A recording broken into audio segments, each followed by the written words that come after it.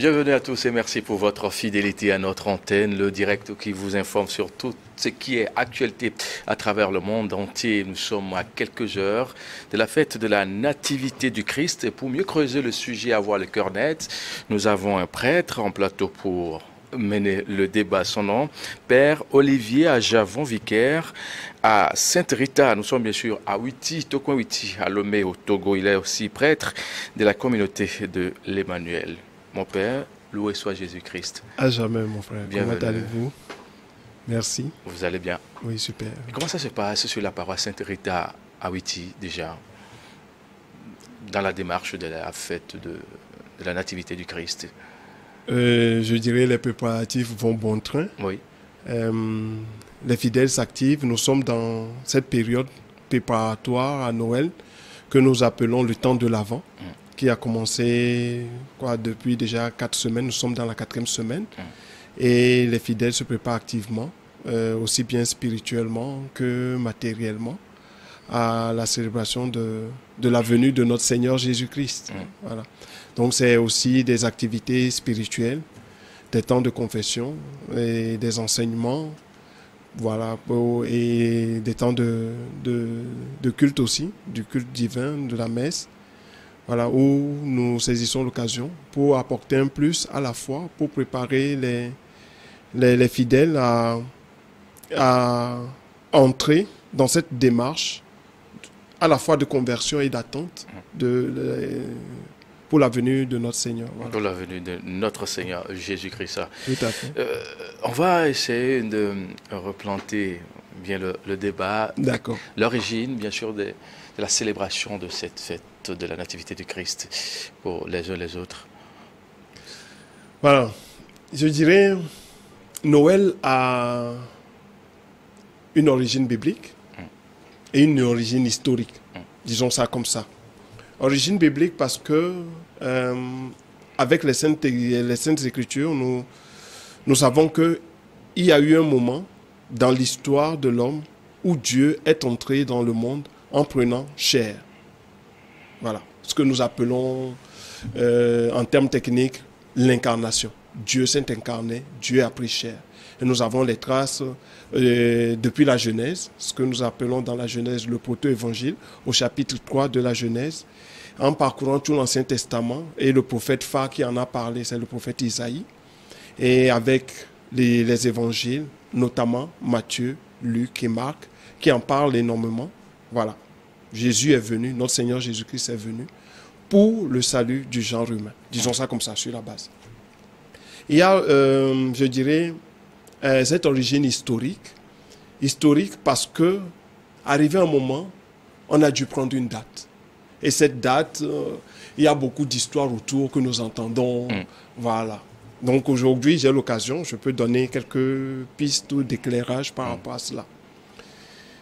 L'Église a commencé, bien sûr, avec l'avènement de notre Seigneur Jésus-Christ. Il a formé les 12 apôtres. Et avec l'ascension et l'avènement de la Pentecôte, les apôtres ont commencé par faire des disciples, comme Jésus leur a dit. Nous le trouvons en Matthieu chapitre 25, en Matthieu chapitre 28, où Jésus demande à ses disciples d'aller de par le monde entier et faire des disciples, les baptiser au nom du Père et du Fils et du Saint-Esprit. Et donc avec l'avènement de la Pentecôte, cette mission a commencé son petit chemin. Et je dirais, en l'an 49, il s'est passé une scission avec le judaïsme. Alors a commencé les persécutions, d'abord de la part des Juifs. Ensuite, il y a eu la persécution avec les Romains, qui a commencé en l'an 62-64 avec l'empereur Néron. Et pendant presque 300 ans, je dis ça comme ça, il y a eu cette persécution des chrétiens. Et avec l'avènement de l'empereur Constantin en 315, il a commencé par avoir beaucoup de conversions des païens romains au christianisme. Là se trouve le nœud de la compréhension de la chose. Mais à cette époque, à Rome, on fêtait le dieu soleil. On fêtait le dieu soleil au cours du mois de décembre. Et l'empereur romain est assimilé à ce dieu soleil. Donc on fêtait à la fois le Dieu Soleil, mais qui était aussi l'anniversaire du roi, pardon, de l'empereur romain. Et les païens, se convertissant au christianisme, ont voulu ramener cette fête. Et l'Église naissante a dit non. La lumière des lumières pour nous, ce n'est pas l'empereur ni le soleil, mais c'est notre Seigneur Jésus-Christ. Au lieu de fêter l'anniversaire de l'empereur, le soleil invincible, on préfère fêter l'anniversaire du roi des rois, la lumière des lumières, notre Seigneur Jésus-Christ. Parfait. Et donc, du coup, on a transposé, bien sûr, cette naissance biblique que nous avons, cette origine biblique, à ce fait historique. Et donc, du coup, désormais, à partir du IVe siècle, Noël a été fixé au 25 décembre pour que les chrétiens, surtout ceux du paganisme, ceux d'origine païenne, ne fêtent plus l'empereur, mais fêtent Jésus-Christ qui est la lumière des lumières. Alors, quels sont ce revers, la célébration bien sûr de cette date du 25 décembre? Le sens que revers cette célébration du 25 décembre chaque année comme, enfin, l'anniversaire de la naissance de Jésus ou la fête de la nativité. Bon, je le dis comme ça, mais ce n'est pas forcément l'anniversaire compris à la manière humaine. Voilà. Je dirais que il faut qu'on parte sur une base, il faut qu'on comprenne les choses clairement.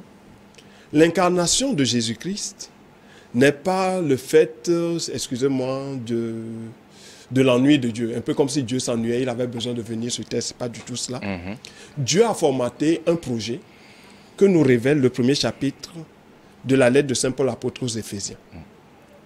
Il nous a élus dès avant la création du monde pour que nous soyons saints et sans péché devant sa face grâce à son amour. Et il nous a voulu par avance comme des fils adoptifs par Jésus le Christ. Donc le projet premier de Dieu, avant même la création de l'homme et de la femme, est de nous associer à sa divinité. Que nous soyons irréprochables, saints et sans péché devant sa face grâce à son amour. Et il a créé l'homme dans cette sainteté originelle. Il a voulu s'associer dès le départ l'homme, ou bien associer l'homme à sa divinité. Ok? On comprend déjà sur cette base. Ça veut dire quoi? Ça veut dire que l'homme ait péché ou pas, Dieu serait venu quand même parce que c'est son projet premier. Et le diable a voulu quelque part mettre fin à ce projet en disant à l'homme que qu'en mangeant du fruit de l'arbre, en désobéissant à Dieu, il serait comme Dieu, alors que le projet de Dieu était déjà de nous diviniser. Et pour cela, il nous a créés à son image et à sa ressemblance. Et donc, du coup, l'incarnation, la venue de Jésus-Christ dans le monde, est un projet qui date de longtemps avant même la création du monde. Ainsi donc, c'est ce mystère d'amour de Dieu pour sa créature humaine que nous fêtons le 25 décembre. C'est-à-dire Dieu aime sa créature au point de s'associer à lui. Il s'est fait homme pour que nous, humains, nous devenions Dieu. Parfait. Voilà. Donc c'est le sens qu'il faut donner à cette date-là. Voilà. Donc nous fêtons l'amour de Dieu pour l'homme. Il nous aime à un point qu'il se donne complètement à nous en prenant chair. Et donc quand il vient, il répare alors le préjudice qui a été causé à la création, c'est-à-dire la désobéissance. Le péché, il vient nous laver. Jésus n'est pas venu d'abord pour nous racheter du péché, mais il est venu d'abord par amour. Ensuite, il a rétabli notre dignité en nous sauvant du péché. Et donc, nous fêtons cette venue amoureuse de Dieu parmi les hommes. Voilà. Donc ce n'est pas un anniversaire parce que, voilà. Et ce n'est même pas une fête instaurée par l'Église catholique romaine, non? Disons oui et non. Non, d'abord parce que cette fête, elle est biblique. Disons ça comme ça. Jésus est venu, on ne peut pas le nier. Historiquement, c'est prouvé. Oui. Voilà, on ne peut pas le nier. Voilà. Maintenant, il a fallu l'instaurer comme une fête instituée, oui. On se comprend. Non, parce qu'elle est biblique. Jésus est venu, voilà. Arrivé un moment dans l'histoire de l'Église, on a dû l'instaurer, oui. Voilà, disons ça. Parfait. On va s'intéresser à la fête elle-même, puisque nous sommes déjà à quelques heures de la célébration de cette fête de la Nativité du Christ, le 25 décembre. Alors, dans quel contexte préparez-vous cette fête-là, surtout quand on sait que Lomé, c'est la métropole pour le Togo, vous faites partie de cette zone-là diocésaine où il y a chaque église, enfin chaque paroisse en soi prépare la fête en suivant l'ordre du monseigneur, de l'archevêque qui est devant, monseigneur Barriga. Bon, disons, nous avons dans l'église ce que nous appelons le calendrier. Voilà. Et ce calendrier ne dépend pas de monseigneur l'archevêque. Ce calendrier est institué depuis, voilà. Et donc, que monseigneur nous donne des directives pour fêter Noël, oui. Mais qu'on le veuille ou pas, nous fêterons Noël, quoi. Voilà. Mais cette année, la fête est un peu particulière. Pourquoi? Parce qu'elle est un peu, disons, sous le signe d'une forme de renaissance. Nous avons tous connu la période de la Covid-19 qui a donné des restrictions. On ne s'est pas déployé. Voilà. Cette année, c'est un peu comme si on renaît de nouveau. Et c'est beaucoup de joie. C'est avec beaucoup de joie que nous relançons ces célébrations, bien sûr avec le peuple de Dieu et de façon, je dirais, plus étendue. Voilà. Et plus déployée, disons ça comme ça. Donc, il n'y a pas eu de la part de Monseigneur des directives particulières par rapport à la fête. Spécifiquement sur votre paroisse, qu'est-ce qui se fait concrètement? Spécifiquement sur notre paroisse, disons, il y a eu le temps de l'Avent, comme je vous l'ai dit, où il y a eu la série de confessions. Il y a eu à l'intérieur aussi le pèlerinage à Crovier que nous associons aussi à cette préparation de Noël. Il y a eu les enseignements, voilà. Maintenant, disons, pour les jours à venir, demain, samedi, par exemple, nous aurons une grande opération paroisse propre pour pouvoir fêter Noël dans la propriété, disons ça comme ça. Ensuite, nous aurons la grande répétition de chant avec les enfants, demain à 10h. Voilà, et nous aurons la messe de la nuit de Noël à 20h. Entre-temps, à partir de 16h, nous aurons les dernières confessions avant Noël. Et le dimanche, nous aurons 4 messes, à 6h, à 8h, à 11h, à 18h. Mais à 14h, à partir de 14h, nous aurons la Noël des enfants, où tous les enfants sont invités pour vivre ce temps de gloire et de joie. Voilà, qu'est Noël. Alors, on sait qu'à Lomé, le programme est un peu plus clair, où on sait qu'on peut faire la nuit de Noël, comme vous venez de le dire. Oui, à Sainte-Rita, c'est à 20h. Jusqu'à... la messe dure quoi, maximum 2 heures. Maximum, si on veut étendre et ajouter des choses, maximum 2 heures. Sinon, en temps normal, en 1h30, on a déjà dit la messe de Noël. Parfait. La messe de la nuit de Noël.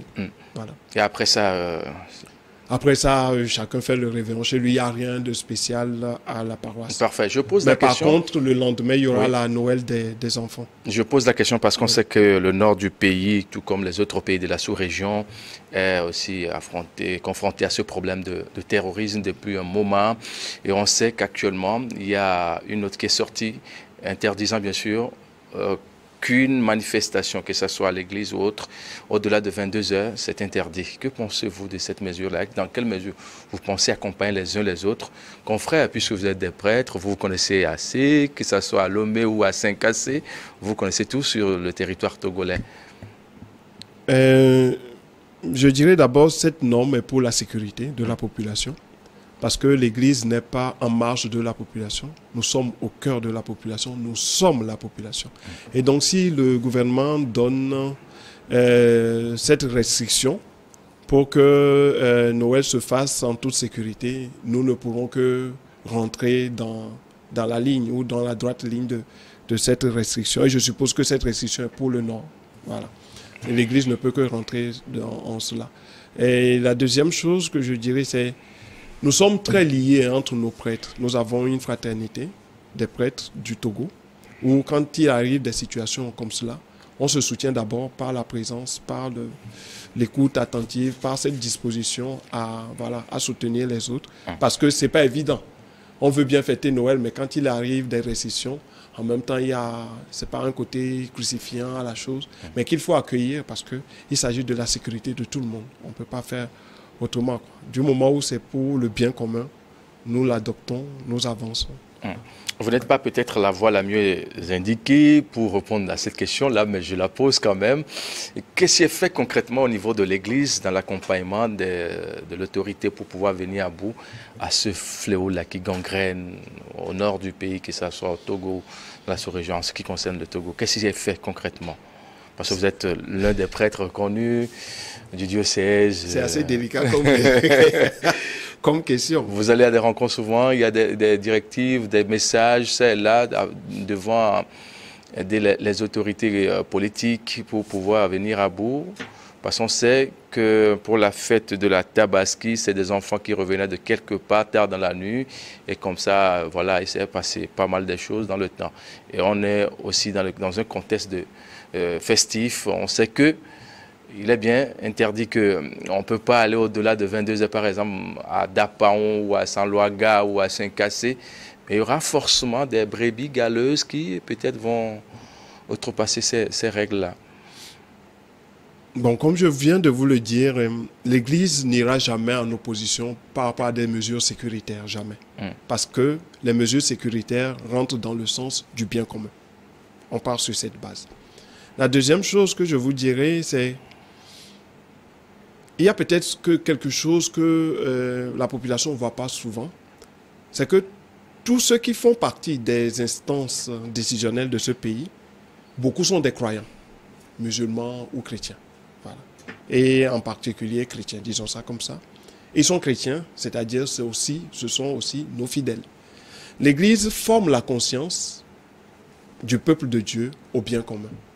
Et donc, ceux qui font partie de ces instances décisionnelles sont aussi la part de l'Église dans ces instances décisionnelles. Pourquoi? Pour le bien du peuple de Dieu et pour le bien commun. Donc, du coup, qu'on n'ait pas une voix particulière dans ces instances pour parler ou pour décider, ces fidèles chrétiens qui font partie de ces instances décisionnelles sont la part de l'Église qui prennent cette décision. Je dis ça comme ça. La deuxième chose que nous faisons, et ça c'est au vu aussi de tout le monde, c'est d'apporter un soutien aux populations affectées par ce fléau. Et il y a une lettre de la conférence épiscopale qui date du 15 juillet, lettre reprise par Monseigneur Nicodème le 31 juillet 2022 dernier, où toute l'Église entière a été invitée à apporter des soutiens à ces populations du Nord, soutien tant matériel, soutien tant financier, soutien tant spirituel, pour que ces populations ne se sentent seules. Nous formons un seul peuple, et c'est le peuple togolais. Voilà. Et c'est le peuple togolais. Vous avez touché un point.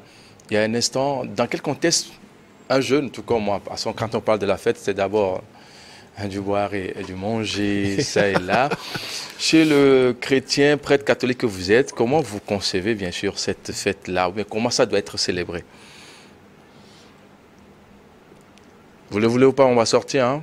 On va aller danser un peu, hein? Ah oui. On va boire, on va... Bon voilà. Dieu, oui, mais ce que qui dit est la beau, Bible ce qui est beau dans l'histoire, oui. Ce qui est beau dans l'histoire, il n'y a qu'à parcourir tout l'Ancien Testament pour voir combien de fois Dieu aime la fête. Ah oui. Vrai ou faux? Le peuple de Dieu a été invité, ou bien du moins Dieu a instauré la Pâque, la fête de la Pâque, où il faut manger et boire. Bien sûr, après le sacrifice, il y a la fête du grand pardon, du Yom Kippour, il y a la fête de la tente. C'est beaucoup de fêtes que Dieu a instituées. Dieu aime la fête. Qu'est-ce qui est concrètement conseillé? Concrètement conseillé, c'est d'abord la préparation spirituelle. Et donc le temps de l'Avent qui nous dispose à cette préparation spirituelle. Ensuite, la célébration du culte divin. Se préparer spirituellement, c'est se confesser, c'est méditer la parole de Dieu, c'est se préparer intérieurement, c'est beaucoup prier pour que la venue du Christ ne soit pas, je dirais, quelque chose d'éphémère, mais que la venue du Christ apporte une transformation, un point de conversion dans la vie de tout fidèle. Voilà. Ensuite, il y a la célébration du culte divin, où je vous en ai parlé tout à l'heure. Ce sera le samedi à 20h chez moi à Sainte-Rita de Huiti, où on va fêter de manière spirituelle et dans la célébration liturgique cette naissance de notre Seigneur Jésus-Christ. Après, il faut que cette célébration puisse se matérialiser dans la chair par le manger et le boire. Le seul conseil qu'on donne, c'est d'éviter l'excès et le gaspillage. Voilà. Après, vous voulez danser, il n'y a pas de problème, danser. Vous voulez manger, il n'y a pas de problème, manger. Pas de gourmandise. Vous voulez boire, buvez. Ne vous saoulez pas, c'est tout. Alors, on sait que le monde entier traverse depuis un moment une crise financière dans tout son ensemble. Et dans les églises, souvent, il y a des conseils qui sont donnés, c'est là. Chrétiens confrontés à ce genre de situation, y a-t-il un accompagnement spécial à l'endroit de certaines couches, entre guillemets, défavorisées en ces temps de fête, ou des enfants délaissés, oubliés, qui n'ont pas de parents pour pouvoir passer ce moment-là? Oui, nous avons des structures en place. Et je vais parler spécifiquement de l'Église du Togo, où il y a l'organisation de la charité dans l'institution que nous appelons l'OCDI. L'OCDI est à la fois une institution diocésaine, mais aussi nous avons, je dirais, un démembrement de cette institution dans nos paroisses. Et donc, il y a les OCDI, voilà, de chaque paroisse. Et donc, je vous donne le cas de Sainte-Rita de Witi, parce que chaque paroisse s'organise un peu comme elle peut. Et à Witi, l'OCDI organise, je dirais, des temps d'écoute, de soutien moral, de soutien psychologique aussi, et aussi de soutien matériel par rapport à la couche défavorisée. Ceux qui ont des besoins peuvent venir, voilà, se faire écouter, se faire aider. Quitte à avoir, c'est pas, un petit bol de riz accompagné d'un peu d'huile, pour pouvoir rentrer dans cette dynamique de fête aussi. Et c'est dans cette optique que nous organisons par exemple la Noël des enfants, où nous invitons tous les enfants, mais plus particulièrement les enfants défavorisés. Chacun repartira avec un colis, forcément. Je suis défavorisé moi aussi, je peux passer... Oui, mais vous y êtes invité. Oui. Voilà. Chaque enfant repartira avec un colis. Avec un cadeau. Un cadeau, un colis pour aller fêter. Ouais. Voilà. Le colis sera constitué à la fois de vivres, mais aussi de jouets, de cadeaux, voilà. Pour qu'ils sentent vraiment cette joie de la naissance de notre Seigneur Jésus-Christ. Fêter la nativité du Christ, c'est préparer directement le Nouvel An, la Saint-Sylvestre, c'est le 31. Et on sait que c'est une période où il se passe beaucoup de choses. Comment la préparer cette période-là, déjà à partir du 25 au 31? Je dirais dans la sobriété. C'est-à-dire? Dans la sobriété, dans le sens où, c'est vrai, nous sommes dans une période de fête et il y a l'euphorie de la fête. On peut pas nier cette euphorie. Mais en même temps, je dirais, la vie, elle est précieuse, la vie, elle est chère. Et donc, il y a un soin à apporter à soi. Bien sûr, nous sommes dans la dynamique de la fête, mais il y a un soin à apporter à soi. Et ce soin à apporter à soi nous demande une certaine sobriété dans la manière de faire. Il ne faut pas rester dans l'excès, ce qui nous serait nuisible. Il faut rester dans la joie de la fête, mais dans la sobriété pour pouvoir passer dans la nouvelle année. Parce que vous n'êtes pas sans savoir que, surtout dans la nuit de la Saint-Sylvestre, il y a, je ne vais pas dire beaucoup de décès, mais malheureusement, on a vent de 1, 2, 3 décès parce que peut-être un peu trop sous, parce que peut-être étant trop dans l'excès. Voilà. Maintenant, ce que je dirais en plus de cela, c'est de vivre cette période aussi dans l'espérance. Dans l'espérance parce que nous fêtons la nativité du Christ, mais ce n'est pas que seulement une nativité, comme je l'ai dit, mais c'est la venue amoureuse de notre Seigneur Jésus-Christ pour nous rétablir dans la dignité des enfants de Dieu. Et donc nous sommes appelés à cette espérance que Dieu ne nous abandonne pas, que Dieu est avec nous. Et d'ailleurs, c'est son nom Emmanuel, Dieu est avec nous.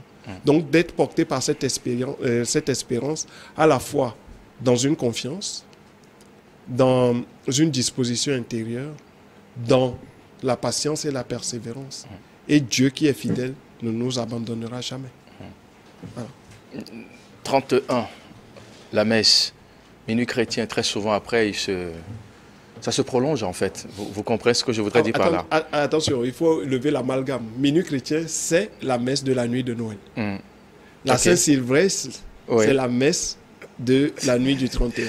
Bon, on va s'expliquer, on va mieux comprendre les choses. Alors pour le 31, de quelle heure à quelle heure, par exemple, pour pouvoir donner du temps aux uns aux autres de rentrer chez eux paisiblement. Parce qu'après, il se passe, vous l'avez dit, des accidents par-ci, la consommation excessive d'alcool et bien d'autres choses se passent.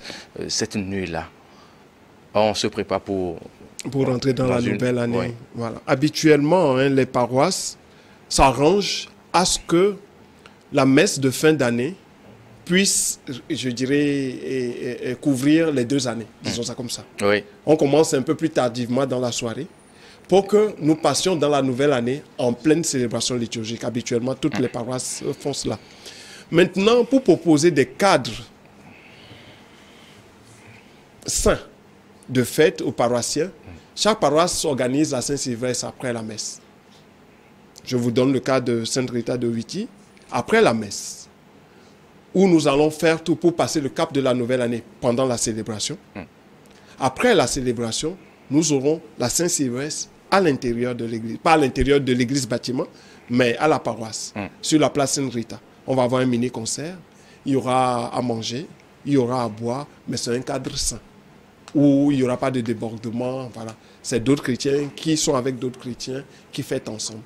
Voilà. Et ce sera peut-être quoi pour 1 heure, 2 heures maxi. Après, les gens seront obligés de rentrer parce qu'il y a la messe du premier qui n'a rien à voir avec la messe de fin d'année. Voilà. Donc, au plus grand tard, disons, au plus grand tard, 2 heures du matin, c'est fini. 2 heures du matin, ce serait au plus grand tard. Au plus grand tard. Alors peut-être un message à l'endroit des uns des autres, en ceux qui traversent déjà ce moment. On sait que pour d'autres, la vie semble être un peu rose, mais pour d'autres, c'est un peu délicat. Un message de réconfort, parce que c'est dans ce rôle-là que vous vous retrouvez, vous les prêtres, enfin les hommes de Dieu. C'est renforcer un peu la personne dans son état psychologique, à ce qu'elle se retrouve dans elle-même pour pouvoir continuer à faire ce qu'il lui revient de faire comme mission lui a confiée par le bon Dieu. Mon plus grand souhait, hein, et ça, c'est à l'endroit de tous les téléspectateurs et en particulier au peuple togolais. Je l'ai dit tout à l'heure, c'est de se laisser porter par cette espérance. Je me répète, de se laisser porter par cette espérance parce que la situation actuelle, hein, que nous tous nous vivons ne nous porte pas à espérer. Qu'on se dise la vérité, il ne faut pas qu'on se voile la face, ne nous porte pas à espérer.